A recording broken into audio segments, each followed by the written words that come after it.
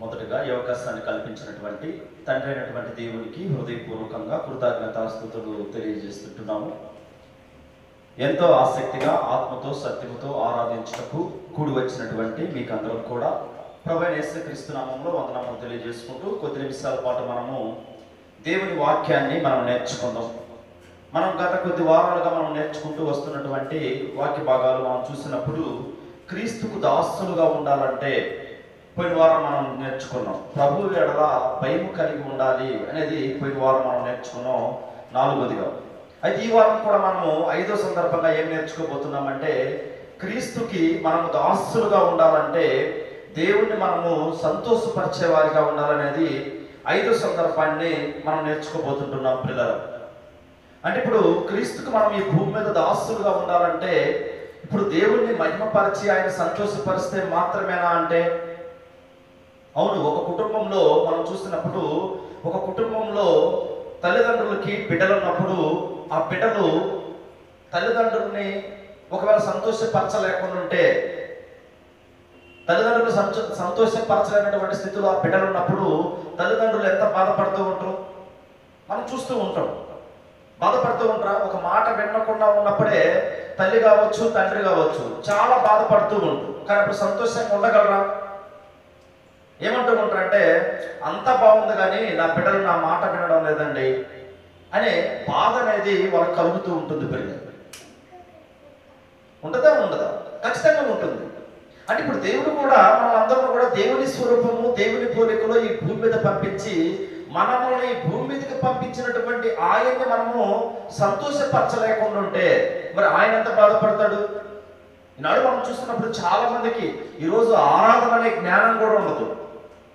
ఆరాధన కదా, రేపు శనివారం దినాన ఏం చేయాలి, నేను సిద్ధపాటు కలగాలి, ఒక కానుకల విషయంలో కావచ్చు, ఇంకా సిద్ధపాటు ఒక డ్రెస్ కూడా తయారు చేసుకునే విధానం కావచ్చు. ప్రతిదీ కూడా ఎప్పుడు తయారు చేసుకుని సిద్ధపరచుకుని ఉండాలి. నిజం శనివారం నిన్నటి దినాన్ని మనం మొత్తం కూడా అన్ని కూడా మనం ఏమైపోవాలి. ఉదాహరణకి మనం ఒక ఊరు వెళ్తున్నామండి, ఇక్కడి నుంచి ఒక ముంబై ప్రాంతానికి వెళ్తున్నాం, ఫ్లైట్లో వెళ్ళాలనుకోండి. ఒక 7 గంటల ఫ్లైట్ అనుకోండి. ఉదయం ఎన్ని గంటలకు మనం రెడీ అయిపోతాం? 6 గంటలకు లేచి రెడీ అయిపోతామా? ఖచ్చితంగా అయితే కాదు. నిన్నటి దినాన్ని మనం ఏం చేస్తూ ఉంటామంటే ఆటోమేటిక్గా ఏమైతే సర్దుకోవాలో మొత్తం సర్దుకొని మనం వెళ్తూ ఉంటాం, రెడీ అయిపోతూ ఉంటాం. ఉదయం ఏం లేదు, ఫ్రెష్ అప్ వెళ్ళిపోవడం చెప్తూ ఉంటారు. ఇప్పుడు ఇంట్లో ఉన్నటువంటి వాళ్ళు కూడా ఏం చెప్తూ ఉంటారంటే రేపు ఏం పనులు పెట్టుకోవద్దు, మీరు ఏమైతే సర్దుకోవడం మొత్తం సర్దేసుకోండి అని చెప్తూ ఉంటారు. చూసారు, ఇక టైం లేదు.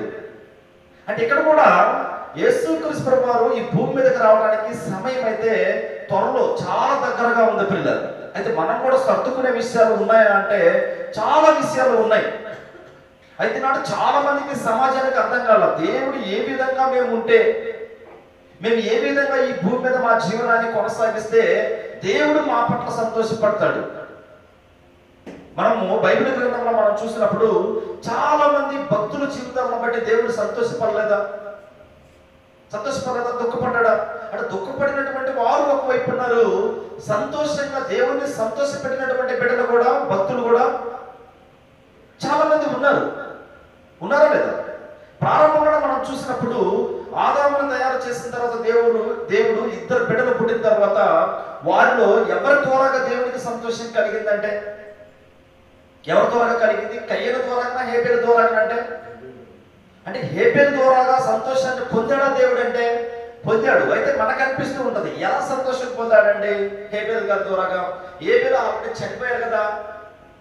అంటే దేవుడి కోసం ప్రయాసపడి ఆ చనిపోయినటువంటి ఆ హేబేలు దేవుని సంతోషపరిచినట్టే పిల్లలు.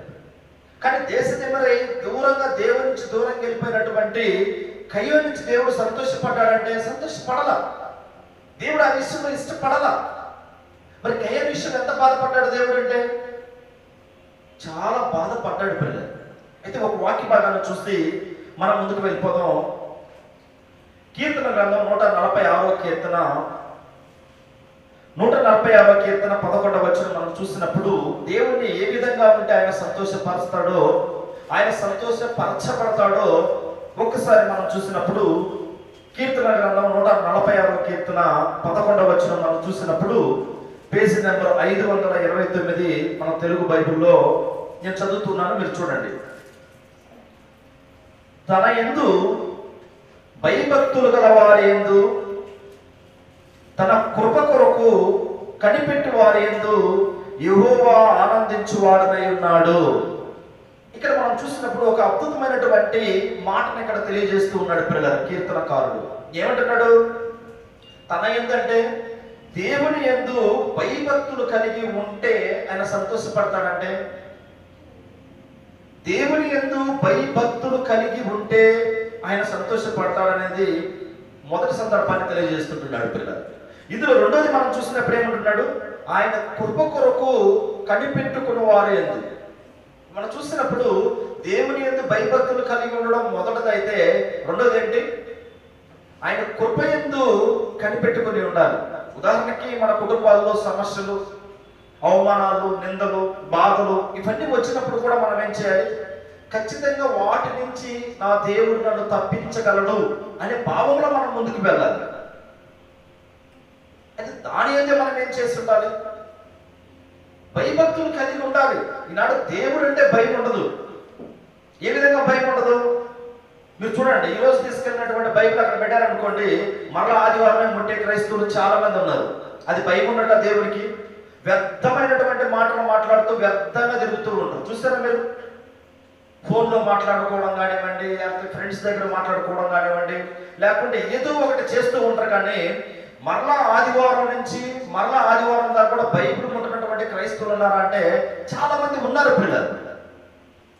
అంటే దేవుని యందు భయభక్తులు కలిగి ఉండాలంటే, దేవుని యందు భయభక్తులు కలిగి ఆయన కృప కొరకు కనిపెట్టుకుని ఉండాలంటే ఆ విధంగా ఉంటే, అవును మన పని ఉందండి, పని ఉద్యోగమే, చాలా బిజీ, లేదని చెప్పడం లేదు. మరి పనితో పాటు మన సక్రమైనటువంటి మంచి ఆరోగ్యం ఇచ్చి, మంచి ఆవిష్కారాన్ని ఇచ్చి, ఈ భూమి మీద మనల్ని సంపూర్తిగా నెరవేరుస్తూ ఉన్నాడు దేవుడు. మనకు మంచి ఆరోగ్యం కలుగజేస్తున్నాడంటే కనీసం మనల్ని పంపించినటువంటి ఆ దేవుడిని జ్ఞాపకం చేసుకోవాలా లేదా? చాలా తల్లిదండ్రులు చెప్తూ ఉంటారు. ఏం చెప్తూ ఉంటారు పిల్లలకి? కనీసం భయమైన కొంచెం చదువు, జ్ఞానం వస్తుంది అంటూ ఉంటారు. చూస్తారు? అంటే ఆత్మ, మన బాహ్య సంబంధంగా ఏ విధంగా భోజనం చేస్తూ ఉంటామో శరీరానికి, మన ఆత్మ లోపల నుండి శరీరంలో ఉన్నటువంటి ఆత్మ కూడా బలపడాలంటే ఏం చేయాలంటే, ఖచ్చితంగా మనము ఆయన త్రోవల యందు మనం నడవాలంటే ఏం చేయాలి? ప్రతి దినము మనము బైబిల్ వాక్యాన్ని మనము ధ్యానించాలి పిల్లలు. అలా ధ్యానిస్తూ ఉన్నప్పుడు ఏమి ఉంటుందంటే, మనకు ఆటోమేటిక్గా భయము, భక్తి, ఆయన కృప చూపున కనిపెట్టుకునే ఆ స్వభావం ఆటోమేటిక్గా మనలో ఏమవుతూ ఉంటుంది? తయారవుతూ ఉంటుంది. అయితే కొంచెం ముందుకెళ్ళి మనం చూసినప్పుడు యెషయా గ్రంథం 41వ అధ్యాయంలో 8వ వచనం చూసినప్పుడు దేవుని వాక్యం ఈ రీతిగా తెలియపరుస్తూ ఉంటుంది. యెషయా గ్రంథం 41వ అధ్యాయము 8వ వచనం చూసినప్పుడు, నా సేవకుడైన Israel, page number 602, page number 602, యెషయా గ్రంథం 40వ అధ్యాయము, క్షమించండి, 41వ అధ్యాయము 8వ వచనం. ఇక్కడ మనం చూసినప్పుడు, నా సేవకుడు అయిన ఇజ్రాయేలు, నేను ఏర్పరచుకున్న యాకోబు, నా స్నేహితుడైన అబ్రహాము సంతానమా అంటున్నాడు పిల్లలు. అంటే అబ్రహాము, యాకోబుల గురించి ఏం తెలియపరుస్తున్నాడు దేవుడు? నా స్నేహితుడు. ఇప్పుడు వీళ్ళు ఇరువురు కూడా, అబ్రహాం గారు కావచ్చు, యాకోబు గారు కావచ్చు, స్నేహితుడు అని పిలుచుకునే స్థితిలో వీళ్ళిద్దరిని పేర్లు మెన్షన్ చేశాడంటే, వాళ్ళు ఏ విధంగా భూమి మీద వాళ్ళ జీవనాన్ని కొనసాగిస్తే దేవుణ్ణి సంతోష పెట్టారా లేదా? వాళ్ళ ద్వారాగా దేవుడు సంతోషపడ్డాడా లేదా? చూడండి, మన వాళ్ళు కూడా ఇక్కడ పిల్లలు చాలా మంది ఉన్నారు. చాలా దూర ప్రాంతం నుంచి వచ్చి పీజీలో ఉంటూ ఏదో వాళ్ళు పని చేసుకుంటూ హ్యాపీగా వాళ్ళ తల్లిదండ్రులకి ఏదో వచ్చిన దాంట్లో వాళ్ళకి పంపిస్తూ ఉంటారు. ఆ జీతం అనేది వాళ్ళకి వెళ్ళినప్పుడు, ప్రతి నెల కూడా వెళ్ళినప్పుడు ఆ జీతాన్ని చూసి ఎంత సంతోషపడతారు వాళ్ళు. ఆ ధనాన్ని తీసుకున్నప్పుడు, నా బిడ్డ కష్టపడి పంపించాడు అంటారా లేదా? అనుకుంటారు వాళ్ళు. ప్రతిదీ ఏదైనా కొనాలనుకున్నా కూడా ఏమనుకుంటారు? ఇది చాలా మంది కూడా చెప్తూ ఉంటారు, కొనేటప్పుడు కూడా ఇది నా బిడ్డ పంపించాడండి బెంగళూరు నుంచి. అప్పుడు ఎంత సంతోషం వాళ్ళకి ఉంటుందా లేదా? అంటే దేవుడు కూడా మనము భయభక్తులు కలిగి భూమి మీద ఉన్నటువంటి వారిలో కొన్ని పేర్లు మెన్షన్ చేస్తూ ఉన్నాడు ఆయన. ఎవరెవరి పేర్లు? ఒక యాకోబు కావచ్చు, ఒక అబ్రహాం గారి పేరు కావచ్చు. అంటే వీరిని ఏమని పిలుస్తూ ఉన్నాడు? నా స్నేహితుడు. అంటే అంటే దేవుని ఇష్టానుసారంగా మనం ఈ భూమి మీద బ్రతుకుతూ ఉన్నప్పుడు, దేవుని ఇష్టానుసారంగా మనము జీవనం కొనసాగిస్తే మనం కూడా స్నేహితులు అవుతామా దేవుని కంటే? అవుతామా? ఖచ్చితంగా. అయితే ఇక్కడ మనం చూసినప్పుడు, యాకోబు పత్రికలో చూసినప్పుడు దేవుని వాక్యం ఏం తెలియపరుస్తూ ఉంటుందంటే, అబ్రహాం గారి గురించి ఇక్కడ రాయించారు పిల్లలు. యాకోబు పత్రిక 2వ అధ్యాయము పేజీ నంబర్ 211, కొత్త నిబంధనలో, న్యూ టెస్టిమెంట్ లో ఈ పక్క చివరగా చూసినప్పుడు 211 పేజీ నంబరు, యాకోబు పత్రిక 2వ అధ్యాయము 23 నుంచి మనం చూసినప్పుడు దేవుని వాక్యం ఏ రీతిగా తెలియపరుస్తూ ఉంటుంది. కాబట్టి అబ్రహాము దేవుని నమ్మెను, అది అతనికి నీతిగా ఎంచబడెను. యెషయా గారి దగ్గర మాట్లాడా అబ్రహాం గారి గురించి. అంటే మీరు చూడండి, ప్రతి భక్తుడు కూడా అబ్రహాం గారిని జ్ఞాపకం చేసుకొని ముందుకు వెళ్తూ ఉన్నారు. కారణం ఏంటి? ప్రతి భక్తుడు కూడా అబ్రహాం గారిని జ్ఞాపకం చేసుకొని ముందుకు వెళ్తున్నాడంటే, అబ్రహాము ఏమన్నాడు? విశ్వాసులకు తండ్రి అనే పేరు పెట్టబడింది పిల్లలు. అంటే అంత గొప్ప పేరు ఎలా వచ్చింది అబ్రహాంకి? అంత గొప్ప పేరు అబ్రహాం గారికి రావడానికి ప్రధానమైనటువంటి కారణం ఏంటంటే, దేవుని యందు భయభక్తులు కలిగి ఉన్నాడు పిల్లలు. ఎలా ఉన్నాడు? అంత గొప్ప స్థితిలో అబ్రహాం దేవుడు నిలువ పెట్టాడంటే, అంత గొప్ప స్థితిలో అబ్రహాం పేరుని మరలా ఇక్కడ యాకోబు గారి ద్వారా దేవుడు రాయిస్తున్నాడంటే, ఆయన ఏం చేశాడు? దేవుని యందు భయభక్తులు కలిగి దేవుని సంతోషపరిచే విధంగా భూమి మీద జీవనం కొనసాగించాడు. అయితే ఇక్కడ మనం చూసినప్పుడు ఏమనుందంటే లేఖనము, అబ్రహాము దేవుని నమ్మెను, అది అతనికి నీతిగా ఎంచబడెను అను లేఖనము నెరవేర్చబడెను. ఎక్కడో అబ్రహాం గారు ఉన్నటువంటి కాలం ఏంటి, యాకోబు గారు ఉన్నటువంటి కాలం ఏంటి? భక్తులైనటువంటి యాకోబు గారు ఎంత డిఫరెంట్ చూడండి. కొన్ని వేల సంవత్సరాలలో మరలా అబ్రహాం గారి పేరు మర్చిపోకుండా దేవుడు రాయిస్తున్నాడంటే, అది ఇక్కడ తెలియపరుస్తుంది. మరియు దేవుని స్నేహితుడని అతనికి పేరు కలిగెను. ఏమని పేరు కలిగింది? ఏమని పేరు కలిగింది? దేవునికి స్నేహితుడని పేరు కలిగింది అబ్రహాంకి. కారణం ఏంటంటే, ప్రతి విషయంలో ఆయన కృప కోసం ఎదురు చూస్తూ ఉన్నాడు. భయభక్తులు కలిగి ఆయన యందు నడుచుకుంటూ ఉన్నాడు పిల్లలు. అంటే ఇక్కడ మనం పరిశీలన చేసినప్పుడు దేవుణ్ణి సంతోషపరిచే వారిలో మొట్టమొదటి పేరు దేవుడు ఎవరిని ఎన్నుకుంటున్నాడు? ఒక అబ్రహాం గారిని. అయితే మనం ఇప్పుడు చూసిన 14వ వచనం, మనుషుడు విశ్వాస మూలమున మాత్రము కాక క్రియల మూలమును నీతిమంతుడని ఎంచబడనని మీరు దీని వలన గ్రహించితిరి. ఇక్కడ మనం చూసినప్పుడు విశ్వాసం మాత్రమే ఉంటే చాలదు. మరేంటి? విశ్వాసం మాత్రమే ఉంటే చాలదు. మరి దాంతో పాటు విశ్వాసంతో పాటు ఏముండాలని తెలియపరుస్తున్నాడు ఇక్కడ. దేవునికి స్నేహితుడు అని పిలిపించుకున్నాడంటే అబ్రహాంకి విశ్వాసం మాత్రమే లేదు, విశ్వాసం ఉంది. దాంతో పాటు ఏమున్నాయి? క్రియలు ఉన్నాయి. ఈనాడు కూడా మదర్ తెరెసా గారు కూడా సమాజంలో ఒక మాటను చెప్తూ ఉంటుంది. ఏమని చెప్పిందామె? ప్రార్థించే పెదవుల కన్నా సహాయం చేసే చేతులు మిన్నా అని తెలియపరిచింది. మీరు విన్నారు? ఎప్పుడు వెళ్ళలేదు ఈ మాట. అంటే ఎక్కడికి వెళ్ళినా కూడా మదర్ తెరెసా గారు చెప్తాను. మదర్ తెరెసా గురించి మనం ఎక్కువగా నేర్చుకోవడం లేదు, కానీ ఏంటంటే మదర్ తెరెసా గారు ఎక్కడికి వెళ్ళినా కూడా దేన్ని ఫాలో అయ్యేదంటే ఈ బైబిల్ గ్రంథాన్ని ఫాలో అయ్యేది పిల్లలు. ఎక్కడికి వెళ్ళినా కూడా ఏం చేసేది? ప్రార్థనతో పాటు ఏం చూపించేది? క్రియల్లో పంచిపెట్టేది, క్రియల్లో వాళ్ళ అవసరతను తీర్చేది. అయితే ఇక్కడ కూడా అబ్రహాం గారి విషయంలో కూడా మనం పరిశీలన చేసినప్పుడు ఇలాంటి మంచి పేరు అబ్రహాంకు ఉందంటే, విశ్వాసులకు తండ్రి అబ్రహాము, నిజము. దాంతోపాటు ఏమున్నాయి? క్రియలు.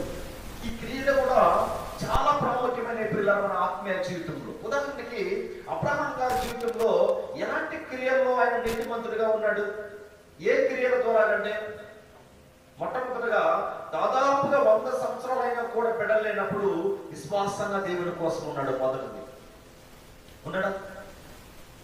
100 సంవత్సరాలైనా కూడా బిడ్డలు లేనటువంటి స్థితిలో అబ్రహాం ఉన్నప్పుడు ఖచ్చితంగా బిడ్డలు ఇస్తాడు దేవుడు అనేది నమ్మాడు అబ్రహాం. ఇచ్చినటువంటి బిడ్డని దహన బలిగా సమర్పించబడినప్పుడు ఇవ్వడానికి తీసుకెళ్ళాడు అబ్రహాం. క్రియలు చూసారు ఎలా ఉన్నాయి అబ్రహాం గారి యొక్క క్రియలు. మూడోదిగా ఏంటంటే నువ్వు ఉన్నటువంటి ఊరిని విడిచిపెట్టాలన్నప్పుడు విడిచిపెట్టాడు పిల్లలు. నువ్వు ఉన్నటువంటి ప్రాంతాన్ని విడిచిపెట్టాలి అబ్రహాము అన్నప్పుడు కుదరదు ప్రభువా నేను వెళ్ళలేను అన్నాడా? అనలేదు. మరేం చేశాడు? దేవుడు చెప్పినటువంటి మాటను బట్టి ఉన్న పాటలో మొత్తం కూడా సర్దుకొని ఏం చేశాడు? ఆయన చూపించినటువంటి దేశానికి వెళ్ళాడు. ఇవన్నీ కూడా అబ్రహాముని స్నేహితుడని పిలవడానికి ఈ క్రియలు ఏమయ్యాయంటే దేవుని దగ్గరికి వెళ్ళి నిలబడ్డాయి. విశ్వాసం ఉంది మొదటగా. విశ్వాసంతో పాటు ఏమున్నాయి అబ్రహాంకి? క్రియలు ఉన్నాయి. ఈ క్రియలు ఉండబట్టే అబ్రహాంకి ఎక్కడికి వెళ్ళి నిలబడ్డాయి ఆ క్రియలు? విశ్వాసంతో పాటు దేవుని దగ్గరికి వెళ్ళి నిలబడ్డాయి పిల్లలు. ఈనాడు మనము అబ్రహాంతో ఒక్కసారి మనం పోల్చుకున్నప్పుడు మనకి విశ్వాసం ఉంది, క్రియలు ఉన్నాయి అనుకున్నాం అనుకోండి, అవి దేవుని దగ్గరికి వెళ్ళి స్నేహితుడిగా పిలువబడుతున్నాయా?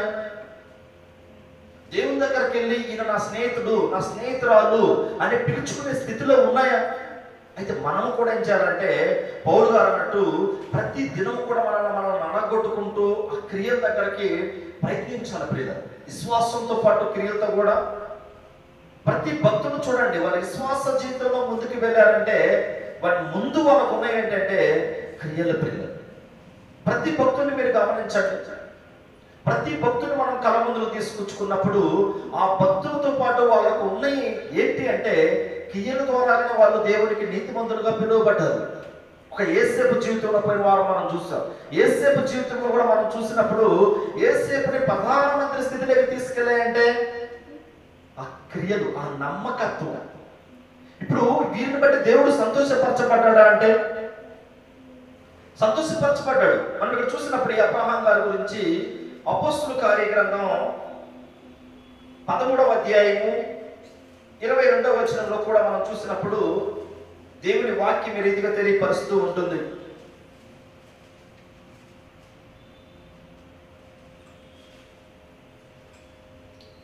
అపోస్తుల కార్యగ్రంథం 13వ అధ్యాయం 22వ వచనం, పేజీ నెంబర్ 116. నేను చదువుతున్నాను, మీరు చూడండి. తరువాత అతనిని తొలగించి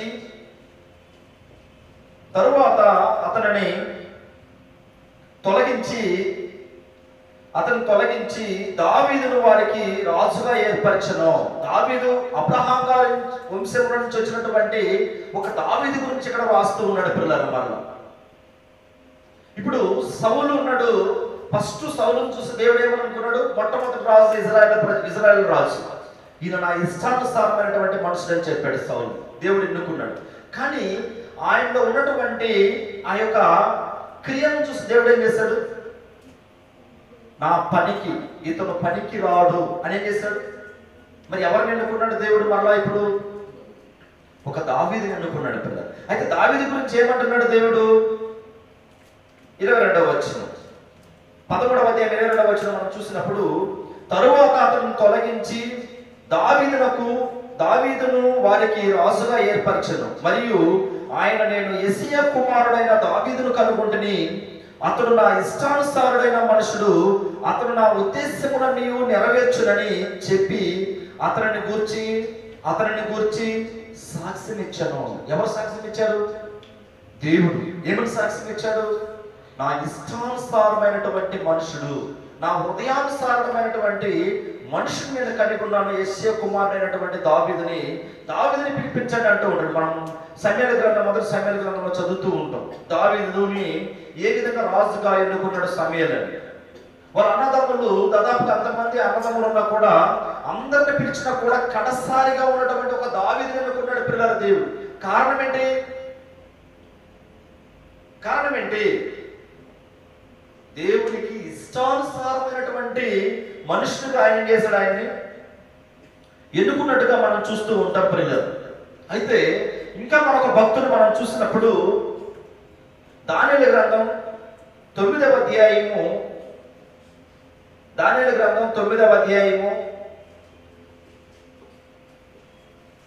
23వ వచనాన్ని మనం పరిశీలన చేసినప్పుడు పేజీ నెంబర్ 741, పేజీ నెంబర్ 741, దానియేలు గ్రంథం 9వ అధ్యాయము, దానియేలు గ్రంథం 9వ అధ్యాయము 23వ వచనం చూసినప్పుడు, నీవు బహుప్రియుడు కనుక నీవు విజ్ఞాపనము చేయు ఆరంభించినప్పుడు అంటున్నాడు. దేవుడు ఏమంటున్నాడు దానియేలు గురించి? బహు ప్రియుడు. ఎవరికి? దేవునికి. అంటే వీళ్ళందరూ కూడా దేవుడు దేంతో పోలుస్తూ ఉన్నాడు? దేంతో పోలుస్తున్నాడు? స్నేహితులుగా పోలుస్తూ ఉన్నాడు. మీరు చూసినప్పుడు ఈయన బబులోను చెరలోకి వెళ్ళినటువంటి దానియేలు గారు ఈయన చేసినటువంటి గొప్పతనం ఏంటి? ఏం చేశాడు ఈయన? బబులోను చెరలో ఉన్నటువంటి ఈ దానియేలు గారు ఏం చేశాడు? ఒక ప్రతిమను నిలబెట్టి ఆ ప్రతిమకు మొక్కమన్నప్పుడు ఏం చేశాడు అతను? నేను మొక్కను. ఒకే మాట చెప్పాడు, మా దేవుడు మమ్మల్ని కాపాడకపోయినా పర్వాలేదు, కానీ మేము మాత్రం మీరు నిలబెట్టించినటువంటి ఆ ప్రతిమకి ఏం చేయము, మొక్కమని చెప్పాడు. పిల్లలు, ఈనాడు కూడా మన కుటుంబాలలో చాలా సమస్యలు, ఇబ్బందులు, కొన్నిసార్లు నిలబడలేనటువంటి స్థితి వచ్చినప్పుడు ఎవరిని మనం అంటూ ఉంటాం? ఎక్కువగా కూడా ఎవరి మీద నిందేస్తూ ఉంటాం? దేవుణ్ణి ఏమంటూ ఉంటాం? దేవుడు ఎందుకు మాకు ఎంత ఇబ్బందులు పెట్టాడు, దేవుడు ఎందుకు మమ్మల్ని ఈ స్థితిలో పెట్టాడు, దేవుడు ఎందుకు ఈ విధంగా జరిపిస్తూ ఉన్నాడు, ఇదిగో పలానాళ్ళకి ఆరోగ్యం బాగలేకుండా పోయింది, దేవుడు ఎందుకు చూస్తూ ఊరుకున్నాడు అంటూ ఉంటారు. చూసారా మీరు? అంటే దేవుని చిత్తం అనేది భూమి మీద ఒక వెంట్రుకైనను ఏం కాదు, ఒక వెంట్రుక నేల పడదు అంటూ ఉంటాడు దేవుడు. తెలుసా? చాలా మంది కూడా చనిపోతూ ఉన్నారు. వాళ్ళ పట్ల దేవుని ఉద్దేశం ఏంటంటే, వాళ్ళకి అంతవరకే దేవుడు ఏం చేశాడు? సమయాన్ని ఇచ్చాడు. అన్ని దినాలు మాత్రమే వాళ్ళకి ఇచ్చాడని మనం హ్యాపీగా ఫీల్ అయ్యేవాళ్ళు. అవుతుమా హ్యాపీగా? ఏమంటూ ఉంటాం? మంచి వయసులో ఉన్నాడండి, చిన్న బిడ్డ ఏం పాపం చేశాడని ఈ చిన్న బిడ్డను తీసుకెళ్ళాడు, ఈ చిన్నపిల్లలు ఏం చేశారని అంటూ ఉంటారు. చూస్తారా మీరు? అంటే మనము సనిగినప్పుడు గొడిగినప్పుడు మీరు చూసినప్పుడు దావీదు కుమారుడు కూడా ఏం చేశాడు? బెస్తబాకు పుట్టినటువంటి బిడ్డ, చిన్న బిడ్డని చంపేస్తాడు దేవుడు. తీసుకున్నప్పుడు అప్పుడు ఏమన్నాడు ఆయన? బాధపల్లా, స్నానం చేసి ప్రశస్త వస్త్రం కట్టుకొని భోజనం తినమని చెప్పి హ్యాపీగా భోజనం తిన్నాడు. అయితే వాళ్ళందరూ అన్నారు, నువ్వేంటి నీ కుమారుడు అక్కడ చనిపోయి ఉంటే నీవు ఇలాంటి పనులు చేస్తున్నావు, ఇది కరెక్టా అంటే ఏమన్నాడు ఆయన? ఒక మాట అన్నాడు పిల్లలు, నేను నా కుమారుని దగ్గరకు వెళ్ళాలి, కానీ నా కుమారుడు ఒకవేళ నేను ఉపవాసం ఉండి ఏడ్చితే నా కుమారుని నేను తెప్పించుకోగలనా అంటున్నాడు. అంటే దావీదుకి ఏమర్థమైందంటే నా బిడ్డకి ఇంతవరకే గడువు ఇచ్చాడు దేవుడు, నా బిడ్డను ఏం చేశాడు? దేవుడు తీసుకున్నాడు అనేది అర్థమైంది పిల్లలు. ఆ విషయంలో మరి దేవుడు ఎంత సంతోషపడ్డాడు? దావీదు విషయంలో దేవుడు తన బిడ్డకి బెస్తబాకు పుట్టినటువంటి ఆ బిడ్డ విషయంలో దేవుడు సంతోషపడలేదా? అంటే దావీదు నన్ను ఎదిగిన, అందుకే చెప్పాడు దావీదు నా హృదయానుసారుడైనటువంటి మనుషుడు, నేను కనుగొన్నాను, ఆయన తెప్పించాను. తెప్పిస్తున్నాననే ఇతన్ని నేను ఎన్నుకున్నాను, ఇతను ఏం చేయండి? రాజుగా చేయండి అని చెప్పాడు. దావీదు వస్తానే కానీ అంటే ప్రతి భక్తుల జీవితాలలో కూడా మనం చూసినప్పుడు వాళ్ళు అంత గొప్పగా ఎదగటానికి, వాళ్ళ పేరు దేవుడు వాయించడానికి ప్రధానమైనటువంటి కారణం ఏంటంటే వాళ్ళు దేవుని యందు భయభక్తులు కలిగి ఉన్నారు పిల్లలు. ఒక అబ్రహాం కావచ్చు, ఒక దానియేలు కావచ్చు, మనం చూసినటువంటి ఒక దావీదు కావచ్చు, వీళ్ళందరూ కూడా ఇంకా చాలా మంది ఉన్నారు. మనం కొన్ని పేర్లే మనం తీసుకున్నాం. వీళ్ళు ఎలా ఉన్నదో వాళ్ళ యొక్క జీవన విధానం అంటే వాళ్ళ విశ్వాస జీవితంలో వాళ్ళు ముందుకు వెళ్తూ మరి ముఖ్యంగా వాళ్ళు రెండోది ఏం చేశారంటే క్రియల్లో చూపించారు పిల్లలు ఆ విశ్వాసాన్ని. దేని ద్వారా చూపించారు? క్రియ ద్వారా చూపించారు. అయితే మనం ఇక్కడ చూసినప్పుడు చివరిగా ఈ యొక్క ఇశ్రాయేలు ప్రజల గురించి దేవుడు ఇక్కడ వాయిస్తూ మొత్తం కలిపి ఏమంటున్నాడంటే భక్తులైనటువంటి ఇర్మియా గారి ద్వారాగా ఒక అద్భుతమైనటువంటి మాటని ఇక్కడ వాయిస్తూ ఉంటున్నాడు పిల్లలు. ఇక్కడ మనం చూసినప్పుడు ఇర్మియా గ్రంథం 7వ అధ్యాయము మనం పరిశీలన చేసినప్పుడు 21వ వచనం నుంచి మనం చదివినప్పుడు దేవుని వాక్యం ఏ రీతిగా తెలియపరుస్తూ ఉంటుంది. సైన్యములకు అధిపతియగు ఇజ్రాయేలు 633 పేజీ నెంబరు ఇర్మియా గ్రంథం 7వ అధ్యాయము 21వ వచనం నుంచి నేను చదువుతున్నాను. మీరు చూడండి. సైన్యములకు అధిపతియగు ఇజ్రాయేలు దేవుడునగు యెహోవా ఇలాగ సెలవిచ్చుచున్నాడు, మీ దహన బలులను మీ బలులను కలిపి మాంసము భక్షించుడి. నేను ఐగుప్తు దేశంలో నుండి మీ పితరులను రప్పించిన దినమున దహన బలులను గూర్చి గాని బలులను గూర్చి గాని నేను వారితో చెప్పలేదు. అట్టి వాటిని గూర్చి నేను ఏ ఆజ్ఞయు ఇయ్యలేదు. ఈ ఆజ్ఞను మాత్రమే నేను వారికి ఇచ్చితిని. అంటే ఈ ఇజ్రాయేల్ ప్రజల విషయంలో కూడా వాళ్ళ ద్వారాగా దేవుడు సంతోషపరచాలని ఇష్టపడ్డాడు. ప్రారంభంలో ఎవరి ద్వారా ఇష్టపడాలని దేవుడు కోరుకున్నాడు? ఈ ఇజ్రాయేల్ ప్రజలనే ఆ సంతానం ద్వారాగా దేవుడు మహిమపరచబడాలి, నేను సంతోషపరచబడాలని అనుకున్నప్పుడు వాళ్ళు ఏం చేశారంటే, ఎలాగో సంతోషపరిచేది పరుస్తూ ఉన్నాం, దేవుడికి దహన బలులు నైవేద్య బలులు ఇవన్నీ కూడా ఇద్దామని ఇస్తే దేవుడు మహిమపరచబడతాడని వాళ్ళు ఎక్స్ట్రాగా ఇచ్చారు. అయితే వాళ్ళకి ఆ ఆజ్ఞల్ని కూడా నేను ఇవ్వలేదు మీకు. మరి ఏమి ఇచ్చాను? 23వ వచనం, ఏదనగా నా మాటలు విని నా మాటలు మీరు అంగీకరించిన ఎడల నేను మీకు దేవుడినయ్యుందును, మీరు నాకు జనులయ్యుందురు, మీకు క్షేమము కలుగునట్లు నేను మీకు ఆజ్ఞాపించుచున్న మార్గం అంతటి యందు మీరు నడుచుకొనుడి. ఏమంటున్నాడు వీళ్ళు? ఇక్కడ మనం చూసినప్పుడు తండ్రి అయినటువంటి దేవుడు ఇజ్రాయేల్ ప్రజలకు వాళ్ళకి ఇచ్చినటువంటి ఆ కట్టడలు ఏంటంటే, మీరు ఎలా ఉండాలంట? నా మాటలు అంగీకరిస్తే. మనం ప్రారంభంలో చూస్తాం, దేవుని యందు భయభక్తులు కలిగి ఉండాలంటే దేవుని మాటల యందు నడుచుకుంటూ ఉండాలి. ఈనాడు మనము దేవుని మాటల యందు నడుచుకోవడానికి ఇష్టపడుతున్నామా? దేవుని యొక్క ఆజ్ఞలను గైకొనడానికి ఇష్టపడుతున్నామా? కనీసం ఒక్కొక్కసారి మాట్లాడుతూ ఉంటాం, మాట్లాడేటప్పుడు ఇక ఏ విధంగా మాట్లాడతాము? దేవుడు ఉన్నటువంటి భయం కూడా ఉండదు కొంతమందికి. ఉంటుందా? అంటే ఇక్కడ మాట్లాడే విషయం కావచ్చు, వీళ్ళ యొక్క ప్రవర్తన విషయం కావచ్చు, వీళ్ళ యొక్క క్రియల విషయం కావచ్చు, దేవుడు ఏదైతే చెప్పాడో దాన్నే చేయమని చెప్పాడు ఇజ్రాయేల్ ప్రజలకి. కానీ వీళ్ళు ఏం చేశారు? దేవుని మాట త్రోసేశారు. ఒకసారి 2 సార్లు. మీరు బాగా పరిశీలన చేసినప్పుడు నిర్గమకాండం 19వ అధ్యాయం నుంచి వాళ్ళని బయటికి రప్పించినప్పటి నుంచి కూడా చూసినప్పుడు వాళ్ళన్నీ సక్రమంగా ఉంటే దేవుడు సంతోషపరిచేవాడు. ఏదైనా వాళ్ళకు కొదువుగా ఉంటే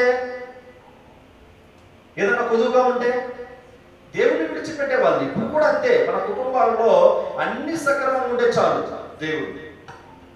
అంతేనా? ఒకవేళ ఏదైనా కొదువు అయితే, ఎవరికైనా అనారోగ్యం బాగాలేకుంటే, చాలా స్థితులు కష్టంగా ఉంటే చాలా మంది చెప్తూ ఉంటారు, నువ్వు చర్చికి వెళ్ళినప్పటి నుంచి ఈ గొడవలు స్టార్ట్ అయ్యాయి మన కుటుంబం అని చెప్పేవాళ్ళు చాలా మంది ఉన్నారు.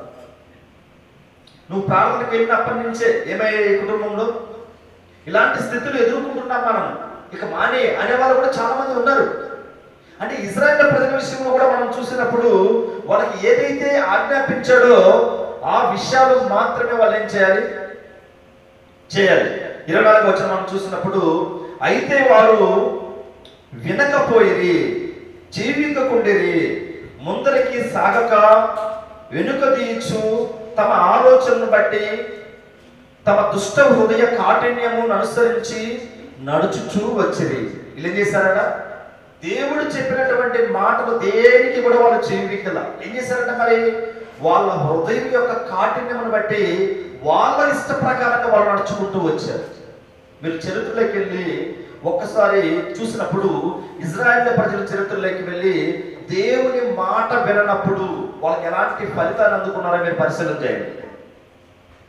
దేవుని మాటను వినకుండా వాళ్ళ ఇష్టానుసారంగా వాళ్ళు ఉన్నప్పుడు ఎలాంటి స్థితిలో వాళ్ళు దేవునికి దూరం అయిపోయి కోల్పోయారో వాళ్ళ కుటుంబాలని మనం పరిశీలన చేసినప్పుడు వాళ్ళ హృదయం యొక్క కాఠిన్యాన్ని బట్టి వాళ్ళు ఏమైపోయారట, వాళ్ళ ఇష్ట ప్రకారంగా వాళ్ళు నడుచుకోవడానికి ఇష్టపడ్డారు. అయితే మనం ఇక్కడ చూసినప్పుడు 26వ వచనం చూసినప్పుడు, వారు నా మాట వినకయున్నారు, చెవిక్కున్నారు, తమ మెడను వంచక మనస్సును కఠినపరుచుకొనుచున్నారు, వారు తమ పితరుల కంటే మరి దుర్మార్గులైరి. ఏమయ్యారంట, వాళ్ళ మెడను కూడా వంచుకొని ఉన్నారు, వాళ్ళ పితరుల కంటే కూడా ఎలా ఉన్నారంట, వీళ్ళు దుర్మార్గులయ్యారు. అంటే పితరులతో కూడా ఎందుకు నశించిపోయారు అరణ్య మార్గంలో? అంటే అరణ్య మార్గంలో ఎందుకు వారందరూ కూడా నశించిపోయారంటే దేవునికి తల వంచకే. చాలా మంది చెప్తూ ఉంటారు మెడ వంచు అంటూ ఉంటారు. చూస్తారు కొంతమంది మాట్లాడతారు, అలాగా గట్టిగా నిలబడినప్పుడు ఏం చెప్తూ ఉంటారు, కొంచెం మొన్న మర్యాద ఇవ్వు అంటూ ఉంటారు. చూస్తారు నిలబడినప్పుడు ఏమంటూ ఉంటారు అంటే వీళ్ళు మెడ వంచడం అంటే దేవుని గురించి వాళ్ళు తెలుసుకోకపోవడం, దేవునికి చెవిక్కుపోవడం, దేవుడు చెప్పినట్టు వాళ్ళు నడుచుకోకపోవడం, వాళ్ళ ఇష్ట ప్రకారంగా వాళ్ళు నడుచుకునేదాన్ని బట్టి వాళ్ళు ఏమైపోయారట, వాళ్ళ పితరుల వలె దుర్మార్గులైరి. ఎలా అయిపోయారట వాళ్ళు? ఈనాడు కూడా పిల్లలు మనం ఒకవేళ తలంచకుండా మన ఇష్ట ప్రకారంగా మనం కూడా ఒకవేళ ఆ పశ్చాత్తాపం అనే మన హృదయాల్లో కలవకుండా మన ఇష్ట ప్రకారంగా మనం ఉంటే మనము కూడా ఆ ఇజ్రాయేల్ ప్రజల వలె దుర్మార్గులయ్యేదానికి ఏముంది, అవకాశాలు ఉన్నాయి పిల్లలు. ఆ విధంగా ఉండటానికి దేవుడు ఇష్టపడుతున్నాడా అంటే అలా ఉండటానికి ఇష్టపడలా. మరి ఏంటంటే మన ద్వారాగా దేవుడు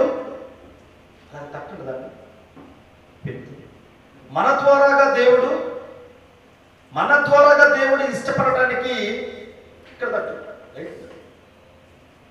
మన ద్వారాగా దేవుడు ఆయన సంతోషపరచడానికి ఆయన ఏం చేస్తాడు, మనల్ని భూమి మీదకి పంపించాడు. అయితే మనం ఇక్కడ చూసినప్పుడు ఎఫెసీయులకు రాసినటువంటి పత్రిక 5వ అధ్యాయము ఎఫెసీయులకు రాసిన పత్రిక 5వ అధ్యాయము 10వ వచనం చూసినప్పుడు దేవుని వాక్యము ఈ రీతిగా తెలియపరుస్తూ ఉంది. 5వ అధ్యాయం 10వ వచనం, కనుక ప్రభువుకి ఏది ప్రీతికరమైనదో దానిని పరీక్షించుచు వెలుగు సంబంధుల వలె నడుచుకొనుడి అంటున్నాడు పిల్లలు. ఏమంటున్నాడు ఇక్కడ ఎఫెసీలో ఉన్నటువంటి పరిశుద్ధులకి బాప్తిస్మం పొంది విశ్వాస జీవితంలో ముందుకు కొనసాగుతున్నటువంటి ఈ యొక్క ఎఫెసీ పట్టణంలో ఉన్నటువంటి బిడ్డలకి ప్రభువుకి ఏది ప్రీతికరమైనదో దానిని పరీక్షించుచు ఏం చేయాలట, వెలుగు సంబంధుల వలె నడుచుకునుడి. అంటే వీళ్ళు ఏమైపోయారు, మరలా వీళ్ళలో విశ్వాస జీవితంలో ముందుకు కొనసాగుతూ ఉన్నప్పుడు తిరగా లోకంలోకి వెళ్ళిపోయేదానికి ప్రయత్నం చేసినప్పుడు ఆయన ఏమంటున్నాడంటే పరిశీలన చేయండి, మీరు వచ్చినటువంటి స్థితి ఏ విధంగా ఉందో, దేవుడు మిమ్మల్ని ఏ విధంగా కాపాడాడో ఒక్కసారి మీరు జ్ఞాపకం చేసుకోండి అని ఈ ఎఫెసీలో ఉన్నటువంటి క్రైస్తవులకు తెలియపరుస్తూ ఉంటున్నాడు పిల్లలు. అయితే మనం ఇక్కడ చూసినప్పుడు 17వ వచనాన్ని మనం చూసినప్పుడు ఇందులోనే ఇందు నిమిత్తము మీరు అవివేకులు కాక ప్రభు యొక్క చిత్తమేమిటో గ్రహించుడి అంటున్నాడు పిల్లలు. ఇక్కడ వెలుగు సంబంధాల వల్ల మీరు నడుచుకోండి. మరి రెండోది ఏంటి, ప్రభు చిత్తం అనేది మీరు అవివేకులుగా ఉండకూడదు. మరేంటి, ప్రభు చిత్తం ఏంటో మీరు గ్రహించినప్పుడు, ఇప్పుడు దేవుని చిత్తాన్ని ఇశ్రాయేలు ప్రజలు నెరవేర్చగలిగారు, ద్రోహులైపోయారు. మరి అబ్రహాం గారి గురించి మనం పరిశీలన చేసినప్పుడు ఆయన చిత్తాన్ని నెరవేర్చగలిగాడా? ఆయన చిత్తం ఏంటో అడిగి తెలుసుకున్నాడు. ఒక దావీదు విషయంలో కూడా మనం చూసినప్పుడు ఆయన చిత్తం ఏంటో అడిగి తెలుసుకుని పశ్చాత్తాపడ్డాడు. మళ్ళా మనం చూసినప్పుడు ఒక దానియేలుని కూడా మనం చూసినప్పుడు అన్నిలో ఉన్నటువంటి దేశం బబులోను దేశంలోకి వెళ్ళినప్పుడు ఒక దానియేలు గారి జీవితంలోకి మనం వెళ్ళినప్పుడు చుట్టూ విగ్రహారాధన ఉంది. మధ్యలో ఎవరు ఉన్నారు? ఒక దానియేలు ఉన్నారు పిల్లలు. అయితే ఆ దానియేలు చేత అక్కడ ఉన్నటువంటి రాజుకి పూజ చేయించలేకపోయారు వాళ్ళు. కారణం ఏంటి? దేవుని చిత్తాన్ని ఎదిగి తెలుసుకొని ఆ చిత్త ప్రకారంగా నిలబడ్డాడు పిల్లలు. ఆయన చిత్త ప్రకారంగా నిలబడ్డా. అంటే ఎఫెసులో ఉన్నటువంటి వారి గురించి కూడా దేవుడు ఏం తెలియజేస్తుంటున్నాడంటే, మీరు అవివేకులు కావద్దు, దేవుని చిత్తం ఏంటో ఏం చేయండి, తెలుసుకోండి అనే విషయాన్ని మనకు తెలియపరుస్తూ ఉంటున్నాడు పిల్లలు. అయితే ఇక్కడ మనం చూసినప్పుడు యోహాను సువార్త 8వ అధ్యాయము 29వ వచనం మనం చూసినప్పుడు,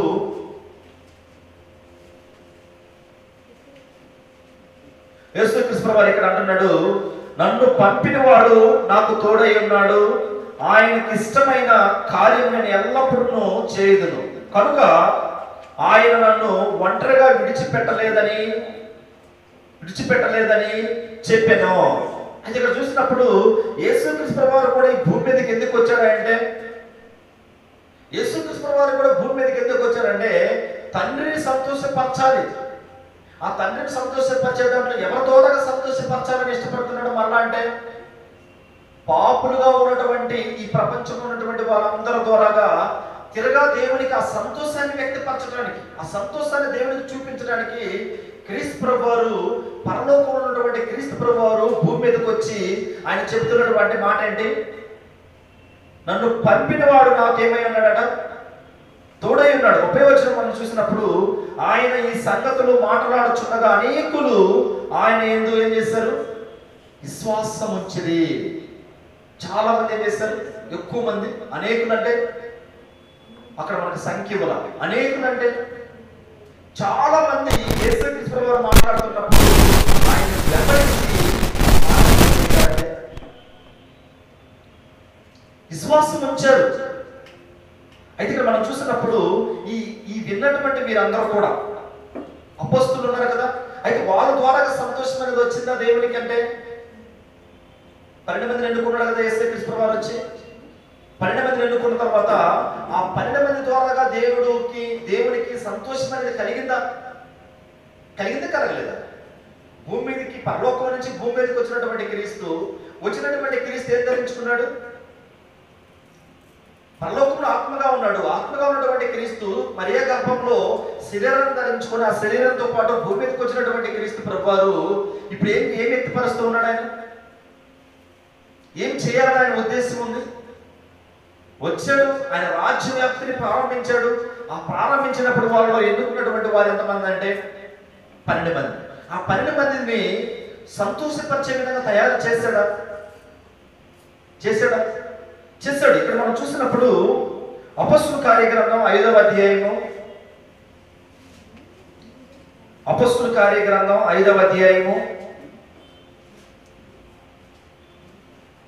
29వ వచనం మనం చూసినప్పుడు దేవుని వాక్యము ఈ రీతిగా తెలియపరుస్తూ ఉంది.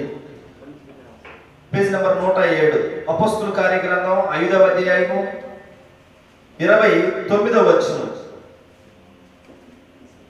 అందుకు పేతురును అపొస్తలులను, మనుషులకు కాదు దేవునికే మేము లోబడవలను కదా. ఏమంటున్నారు వీళ్ళు? ఇక్కడ మనం చూసినప్పుడు పేతురు కావచ్చు, పేతురుతో పాటు ఉన్నటువంటి అపొస్తలులు కావచ్చు, వీళ్ళు ఏమంటున్నారంటే మేము మనుషులకు భయపడకూడదు. వాళ్ళు ఉన్నటువంటి దినాలలో రోమా సామ్రాజ్యం పరిపాలన చేస్తుంది, కఠినంగా ఉంది పిల్లలు. చాలా కఠినంగా ఉన్నటువంటి స్థితిలో కూడా వాళ్ళు ఏమంటున్నారు, ప్రార్థన చేస్తున్నామంటే చంపేసే స్థితి. వాక్యం చెప్తున్నారంటే స్తంభాలు కట్టి తారు పోసి వెలిగిస్తున్నటువంటి స్థితి, చంపేస్తున్నారు. ఈ చంపేస్తున్నటువంటి స్థితిలో కూడా మేము దేవుణ్ణి ఆరాధించడానికి ముందుకు వెళ్ళాలి, కానీ ఈ మనుషుల్ని ఏం చేయకూడదు, మనుషులను సంతోష పెట్టకూడదు. ఒకవేళ మేము దేవుణ్ణి ఆరాధించకుండా వదిలేసామనుకోండి, ఇప్పుడు ఎవరు సంతోష పెట్టినట్టు? దేవుణ్ణి వాళ్ళకి భయపడి దేవుణ్ణి ఆరాధించుకుంటే మనుషులు సంతోష పెట్టినట్టు. అందుకే ఇక్కడ చెప్తున్నాడు, ఏమంటున్నాడంటే 40వ వచనం మనం చూసినప్పుడు, వారు అతని మాటకు సమ్మతించి అపోస్తలులను పిలిపించి కొట్టించి యేసు నామమును బట్టి బోధింపకూడదని ఆజ్ఞాపించి వారిని విడుదల చేస్తారు. ఏం చేశారు? అక్కడ బంధించినటువంటి అపోస్తలులందరూ కూడా కొట్టి, మీరు యేసుక్రీస్తు నామమును మాత్రం ఏం చేయకూడదు, బోధించకూడదు. ఈనాడు కూడా చాలా మంది యేసుక్రీస్తు వారి ద్వారానే మనకు నిత్య జీవం. ఈనాడు సమాజం ఏమంటుంది, ఆయన్ని దేవుడు కాదు అనేవారు లేదా? యేసుక్రీస్తు వారు దేవుడు కాదనే వాళ్ళు ఉన్నారా లేదా సమాజంలో? ఇప్పుడు నిత్య జీవి ఇవ్వాలంటే ఎవరి ద్వారాగా? ఒక వ్యక్తి పరలోకానికి వెళ్ళాలంటే ఆయన ఏమన్నాడు? నేనే మార్గము జీవమును సత్యంగా ఉన్నాను, నా ద్వారా తప్ప తండ్రి యొద్దకు మీరు ఎవరు కూడా వెళ్ళలేరని చెప్పినటువంటి క్రీస్తునే ఈయన దేవుడు కాదంటున్నారు. అయితే వీళ్ళు ఏం చేశారు? కొట్టి చంపినా కూడా, వీళ్ళు చంపడానికి ప్రయత్నించినా కూడా ప్రార్థన చేయడానికి కానివ్వండి, వాక్యభాగం ప్రకటించడానికి కానివ్వండి, మరి ముఖ్యంగా సువార్తను ప్రకటించడానికి వాళ్ళు ఎప్పుడు కూడా వెనక్కి వెళ్ళినటువంటి వారు కాదు. ఒక దానియేలు మాదిరి. దానియేలు కూడా అంతే కదా, మీ దేవుడికి మాత్రం నువ్వేం చేయకూడదు, ప్రార్థన చేయకూడదు, దూరమైనటువంటి మైదానంలో నిలబెట్టినటువంటి ఈ ప్రతిమకు మాత్రమే నువ్వు మొక్కాలి, ఈ ప్రతిమకు మాత్రమే మీరు మొక్కాలని చెప్పినటువంటి దానియేలు తిరస్కరించాడు ప్రియులారా. ఎవరిని? అక్కడ మనుషులు సంతోష పెట్టాల. ఎక్కడున్నాడు? బబులోను చెరలో ఉన్నాడు. చెరలో ఉన్నటువంటి దానియేలు దేవుని సంతోషపరిచారు. మరి ఇక్కడ కూడా అపోస్తులు కూడా ఉన్నారు. అపోస్తులు తీసుకెళ్లి చెరలో వేసి హింసింపబడి కొట్టబడుతున్నా కూడా వాళ్ళు ఏమన్నారంటే, మేము మనుషులు సంతోషపరచం, మా తండ్రి అయినటువంటి దేవుణ్ణి మాత్రమే మేము సంతోషపరచగలం, మా కోసం ప్రాణం పెట్టినటువంటి క్రీస్తును మాత్రమే మేము సంతోషపరచగలమని వాళ్ళు ముందుకు వెళ్ళారు పిల్లలు.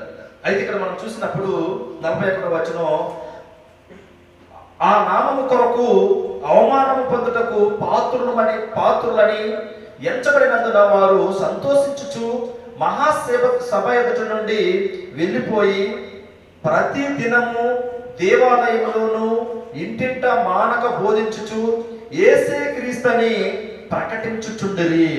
ఏం చేశారు వాళ్ళు?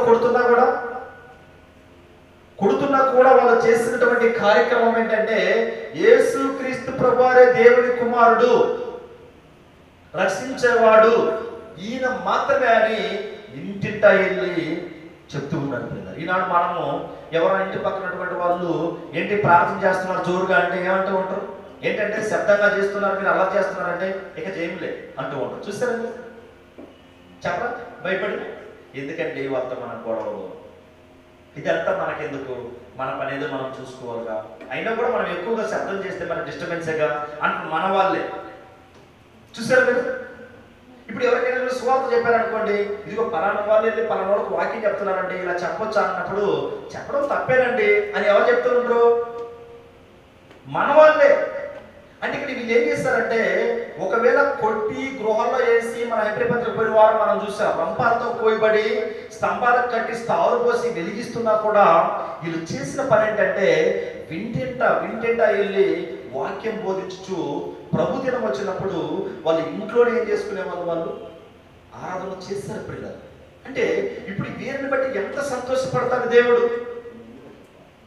అయ్యో, ఎంత కొడుతున్నా కానీ, తిడుతున్నా కానీ, ఎంత హింసలు పెడుతున్నా కానీ నా కోసం పోరాడుతున్నాడు, నా కుమారుడు యొక్క రాజ్యవ్యాప్తి కొరకు వీళ్ళు పోరాడుతూ ఉన్నారని దేవుడు సంతోషపడడా అంటే ఖచ్చితంగా.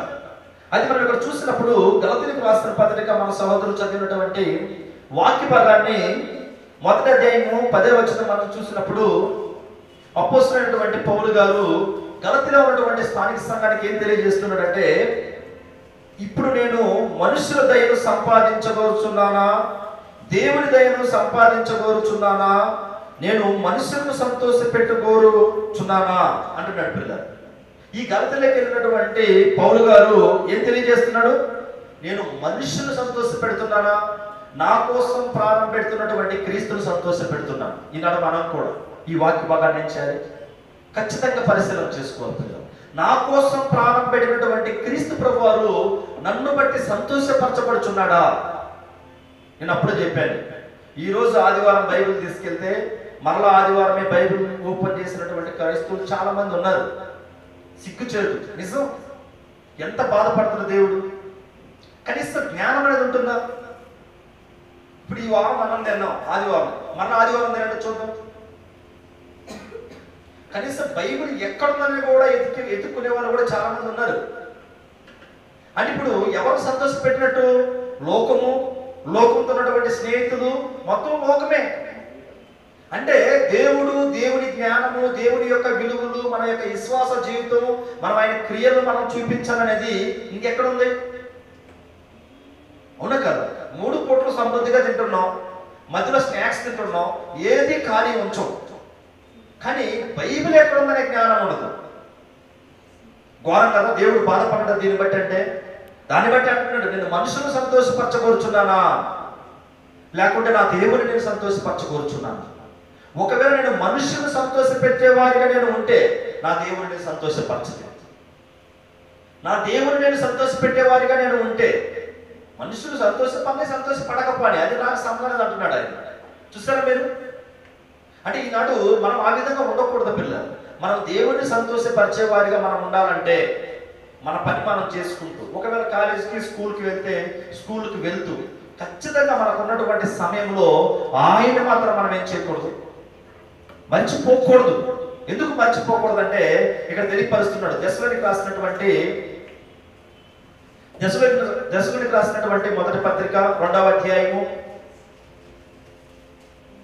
అధ్యాయము మనం చూసినప్పుడు 4వ వచనంలో దేవుని వాక్యము ఈ రీతిగా తెలియపరుస్తుంది.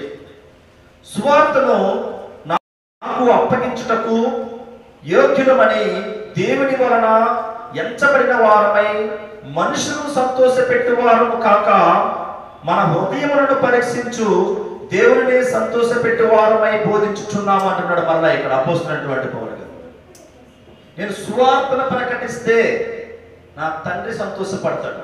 నేను సువార్తను ప్రకటిస్తే నా కోసం ప్రాణం పెట్టినటువంటి క్రీస్తు సంతోషపడతాడు. మీరు చూసినప్పుడు ఇక్కడ చివరిగా ఒక వాక్య భాగాన్ని మనం చూసి ముగించుకున్నప్పుడు ఏమంటున్నాడంటే, మత్తయి సువార్త 17వ అధ్యాయం 5వ వచనంలో ఆయన ఏమంటున్నాడు, ఈయన నా ప్రియ కుమారుడు. ఎవరిని అంటున్నాడు? యేసుక్రీస్తు ప్రభువారు. ఈయన నా ప్రియ కుమారుడు, ఈయన యందు నేనేం చేస్తున్నాను? ఆనందిస్తున్నాను. మనల్ని బట్టి ఎప్పుడైనా ఆనందం కలిగిందా దేవుడికి? ఇదిగో పలానా ఆమె ఉంది, పలానా వ్యక్తి ఉన్నాడు, వీళ్ళను బట్టి పరలోకంలో ఉన్నటువంటి తండ్రికి ఆనందం కలిగిందని చెప్పుకునే విధంగా ఉన్నాడు. దానిల గురించి ఏం చెప్పాడు? ఈయన నా బహుప్రియుడు. మీరు కంపెనీలలో కూడా కొన్ని దగ్గర జాబ్స్ ఉద్యోగాలు చేస్తూ ఉంటారు, చూసారు? ఎవరైతే ఆ యజమానుడు చెప్పినట్టుగా నడుచుకుంటూ ఉంటారో, ఆ విధేయత చూపిస్తూ ఉంటారో, అప్పుడు ఆయన ఏమంటూ ఉంటాడు? మనం వెళ్తున్నప్పుడు, వచ్చేటప్పుడు, పోయేటప్పుడు కావచ్చు, మనం కనపడినప్పుడు ఆయనకి మన మీద బాధగా ఉంటుందా, సంతోషంగా ఉంటుందా? మనం మంచి మేలులు తెచ్చి పెడతాం, ఆయనకి లాభాలు తెచ్చి పెడతాం ఆ కంపెనీకి అనుకోండి. పనికి బాగా ఆయన చెప్పినట్టు మనం చేస్తూ ఉన్నాం అనుకోండి, మనం చూసినప్పుడు ఎక్కడ ఎదురుపడ్డాం, వస్తే వచ్చిందిలే, పోతే పోయాలి అనుకుంటాడా? ఏమంటారు? ఖచ్చితంగా నిలబడి ఆగి మాట్లాడా అంటే ఆ సంతోషాన్ని ఏం చేస్తూ ఉంటాడు ఆయన? వ్యక్తపరుస్తుంది. మరి దేవుడు అయితే ఇక్కడ మనం చూసినప్పుడు ఇక్కడ ఒక వ్యక్తి ఉన్నాడు పిల్లలు. ప్రకటన గ్రంథము రాసే సమయానికి రోమా సామ్రాజ్యము విపరీతంగా లీడింగ్ లో ఉన్నది, పరిపాలన చేస్తూ ఉన్నది. ఏంటి? ప్రపంచాన్ని పరిపాలన చేస్తూ ఉన్నది. ఈ ప్రపంచాన్ని పరిపాలన చేస్తున్నప్పుడు ఇక్కడ ఒక వ్యక్తి మనకు కనపడుతున్న పిల్లలు. ఎవరంటే ఆయన పేరు ఏంటంటే అంతిపై వాడు. ఈయన ఏం చేశాడంటే చచ్చిపోయాడు పిల్లలు. ఎవరి కోసం చనిపోయాడంటే క్రీస్తు ప్రభు వారి కోసమే ప్రాణం పెట్టాడు. ఒకసారి మనము ఈ వాక్య భాగాన్ని చూసి మనం ముగించేసుకుందాం. ప్రకటన గ్రంథం 2వ అధ్యాయము మనం చూసినప్పుడు 13వ వచనం చివరగా మనం ముగించేసుకుందాం. ప్రకటన గ్రంథం 2వ అధ్యాయము 13వ వచనం మనం చూసినప్పుడు ఈ యొక్క పెర్గేము సంఘం గురించి ఇక్కడ కొన్ని లెటర్స్, కొన్ని లోపాలు రాసి దేవుడు అక్కడ పంపిస్తూ ఉన్నాడు పిల్లలు. ఏమంటున్నాడు? సాతాను సింహాసనం ఉన్న స్థలంలో నీవు కాపురం ఉన్నావని నేను ఎరుగుదును, మరియు సాతాను కాపురం ఉన్న ఆ స్థలములలో నా యందు విశ్వాసి అయి ఉండి నన్ను గూర్చి సాక్షి అయిన అంతిపయాను వాడు. అంటే ఇది ఎలా ఉంది? సంఘం సాతాను నివాసం చేసినటువంటి స్థలంలో, అంటే విపరీతమైనటువంటి వేదంలో ఉన్నారు, అల్లరిలో ఉన్నారు. ఉన్నటువంటి వీరిలో ఒక అతను అక్కడ విశ్వాసిగా కనపడ్డాడు పిల్లలు. ఆయన ఎవరు? అంతిపయాను. ఈ అంతిపయాను అనే ఎక్కడ కనపడదు ఈ పేరు, ఇక్కడ మాత్రమే ఉండదు దీని గురించి. కానీ ఈయన ఏమైపోయాడంటే ఆ యొక్క సాతాను ఉన్నటువంటి స్థలం, అంటే సాతాను ఉంటే నెమ్మది ఉంటుందా? నెమ్మదిరైనటువంటి స్థలము, అల్లరి ఉన్నటువంటి స్థలము, ఇక ఘోరంగా ఉన్నటువంటి స్థలంలో ఉన్నటువంటి ఒక విశ్వాస పేరు దేవుడు ఇక్కడ ఆ పెర్గేమి సంఘంలో వాయిస్తూ ఉన్నాడు పిల్లలు. ఎవరటైనా ఆయన పేరేంటి? అంతిపయాను వాడు అని. మీ మధ్యను చంపబడిన దినములలో నీవు నా నామమును గట్టిగా చేపట్టి నా యందరి విశ్వాసమును విసర్జింపలేదని నేను ఎరుగుతును. అంటే అంతిపయ అనే అతను చనిపోయేసరికి ఈ పెర్గేము సంఘం ఎలా ఉందంటే, సాతాను ఉన్నటువంటి స్థలంలో ఉన్నా కానీ విశ్వాసంలో మాత్రం నెంబర్ వన్గా ఉన్నారు పిల్లలు. ఇప్పుడు ఈ అంతిపయ అనే వాడి గురించి దేవుడు ఎంత సంతోషపడతాడు, హ్యాపీగా ఫీల్ అవ్వడం. ఈయన నా బిడ్డ అంటే అన్న యేసుక్రీస్తు వారి గురించి ఏమన్నాడు తండ్రి? ఈయన నా ప్రియ కుమారుడు, ఈయన ఎందుకు నేనేం చేస్తున్నాను? ఆనందిస్తున్నాను. మరి ఇప్పుడు అంతిపయ వారి గురించి కూడా ఏమంటాడు? ఒక అబ్రహాం గురించి ఏమంటాడు? ఒక దావీదు గురించి ఏమంటాడు? ఒక దానియేలు గురించి ఏమంటాడు? వీళ్ళందరి గురించి సంతోషపడలేదా దేవుడు అంటే? పడ్డాడు. ఈనాడు ఆ అవకాశం దేవుడు ఎవరికి ఇచ్చాడు? మనకి. నిజం, మన ద్వారాగా మనం క్రీస్తుకు దాసులుగా ఉండాలంటే మొట్టమొదటిగా మనం సంతోషపరిచే వారిగా ఉండాలి పిల్లలు. మనము, మన కుటుంబాలు ఆశీర్వదింపబడుతూ ముందుకు వెళ్తూ మనమందరం కూడా దేవుని సంతోషపరిచే వారిగా ఉండాలని మిమ్మల్ని అందరం కూడా ప్రేమతో హెచ్చరిస్తూ నేను హెచ్చరించుకుంటున్నాను.